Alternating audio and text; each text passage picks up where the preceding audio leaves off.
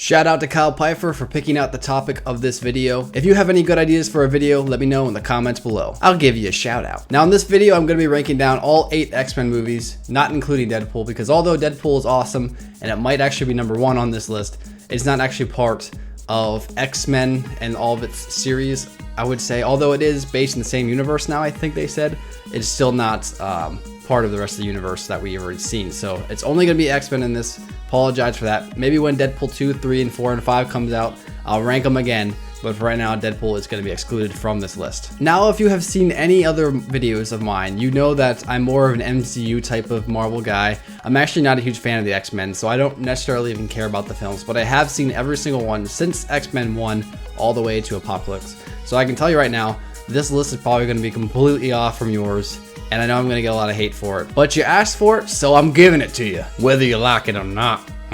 Alright, starting at number 8, probably the worst film that has ever come out. Not worst film, but in the top 50 worst films that have ever come out. We've got X-Men Origins Wolverine.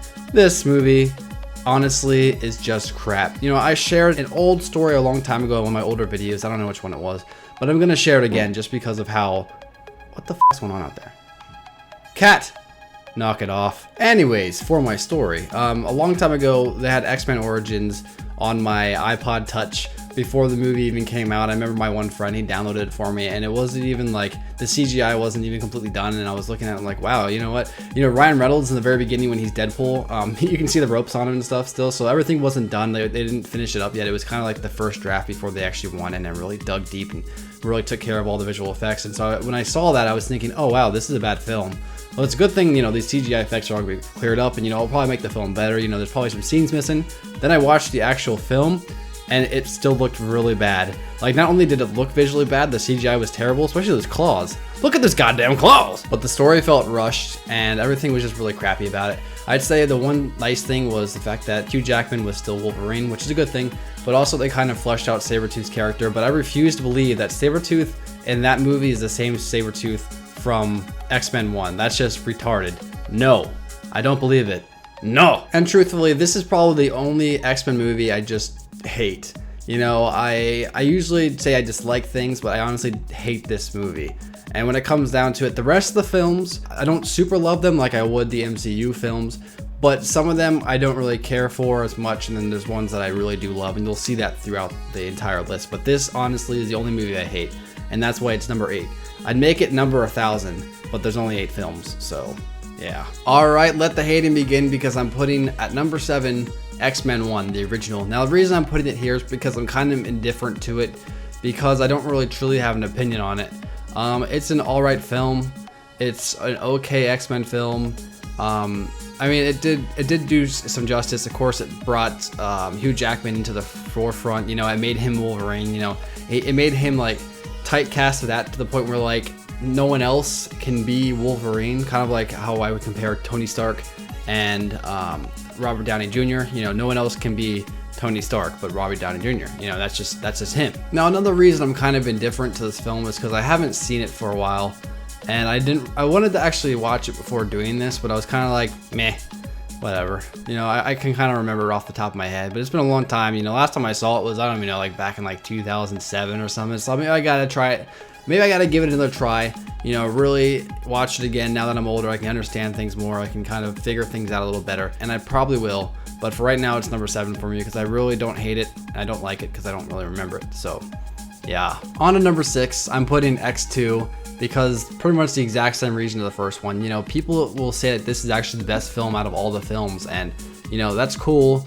But to me, it isn't because I don't remember it. You know what I mean? Like when it comes down to it, a lot of my lists, films that I really liked as a kid, I remember, and films that I were just kind of indifferent to it as a kid, I don't remember, and that's this film. So I'm kind of putting it in the same boat as the first one. I gotta rewatch it again, see how it is, and really, truly rank this.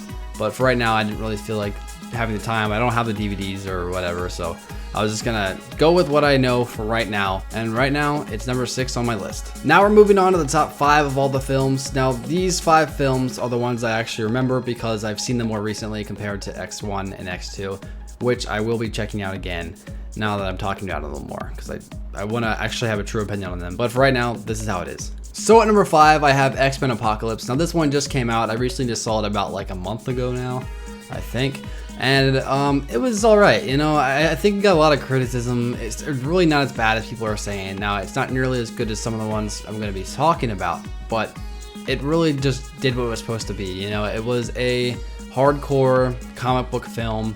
You know, the whole fact that, you know, the costumes are getting a little better. They're getting a little closer to what they should be doing, which is good. You know, Olivia Munn's boobs were nice. You know, I didn't even know she had boobs, and then I saw this film, and, you know, she's got some nice boobs, so that's a good thing. And, well, boobs, and then some boobs, and so that's why it's number 5. Alright, now at number 4, I have X-Men First Class. The reason why I have X-Men First Class here is because although it is a very good kind of like origin story for the entire X-Men, you know, Dr. Xavier, Magneto, all his younger adults, all kind of making the first creation of these superhumans, or mutants, or metahumans, or whatever you want to call them now. It's the beginning of the X-Men. That's a good name for them. We'll call them X-Men. It was a very cool concept that honestly, just to me, felt a little boring. The entire film was just kind of boring too. It had a boring sense, but then like the ending was kind of like thrown together, you know. It didn't really deliver with its ending, although its ending wasn't the worst ending. Trust me, it wasn't an X-Men Origins, but it was pretty bad. Still, it set out to do one thing, kind of create the X-Men Origins without, you know, going full X-Men Origins Wolverine, and it did its job, so that's why it's number 4 for me. Now at number 3, I have X-Men 3: The Last Stand. The reason why I have this one here instead of all the way in the back, I know a lot of X-Men fans are probably hating me right now, but honestly, it's a fun, dumb film. I actually remember this better than X1 and X2. It was a fun film, you know. It may have been a little shoddy here and there, a little jumpy, and it had, you know, its problems, of course, but I had fun watching it. You know, there was never a dull moment watching it. You know, this is the one that really hit me and made me an X-Men fan back when I was a kid compared to the first and the second one. And then sometime I forgot the X-Men existed, and they're trying to hold on now, and they're kind of doing okay, but I'd say the next film will probably be a reboot. Now, number 2 for me is Days of Future Past.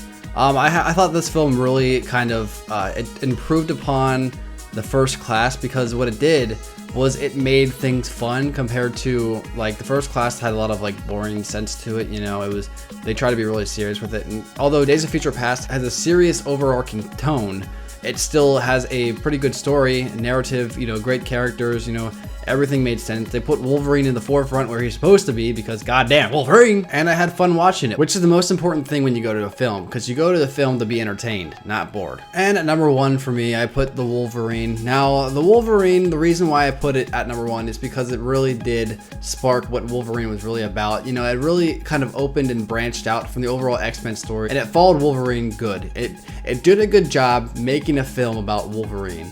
And that's what I liked. I liked the idea of him kind of becoming mortal. You know, he was always so used to always being able to win, because no matter how many times you killed him, he always came back in a sense, you know, but now he can actually die. You know, so that's a problem for him, and it's something he has to kind of overcome. It goes back in time with the nukes and all that stuff, and it kind of shows you how long Wolverine's been around. Brings in the Silver Samurai, which is probably the downside of the entire film, I'll say. I liked Hugh Jackman. I liked the female lead with him. You know, the one girl's a little scary, a little alien-y looking, you know, but you know, she's still a good actor. And honestly, that's just my personal opinion. You know, some people might like X1, X2 more, but this is my personal rank. So what is your personal rank? Let me know in the comments below. Remember, if you guys came up with an idea for a video, let me know too. Remember to like and subscribe if you enjoy my videos, and until next time, guys, see ya!